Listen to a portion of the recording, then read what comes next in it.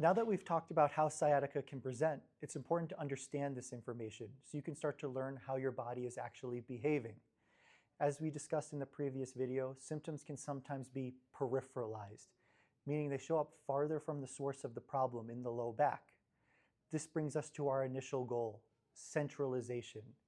Centralization means guiding your symptoms back towards the source, in this case, the low back. Essentially, we want your discomfort to move upwards, closer to where it's originating from. In general, the farther symptoms are from the source, the more attention and consistency your routine will require. I tell every sciatica patient I see in clinic, it must come up to come out. The ultimate goal is to then reduce the symptoms in the low back. As you start your exercises, you may notice more concentrated low back discomfort. This is actually completely normal, and it's a good sign. It shows that your spine is responding to the routine. On the other hand, if symptoms are lingering in the hip or the leg, it usually means the condition is still being untreated.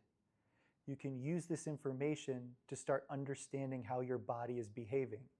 If your symptoms are moving upwards towards your low back, you're doing things your spine likes.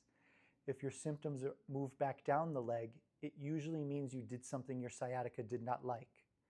Learning to read these signals can help you better gauge your activities and make smarter choices day to day. Another important point, sciatica improves gradually. Most people notice meaningful progress within 3 months, with continued gains in strength and resilience over the course of a year. Nerves heal slowly, roughly 1 millimeter per day, so patience and consistency is key. This isn't an overnight fix, and that's okay.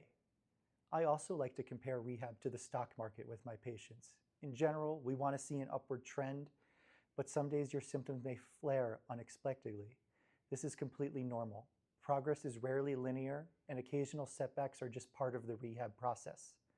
With all of this in mind, the next step in learning is what not to do, so you don't inadvertently slow your progress or trigger setbacks. So let's discuss.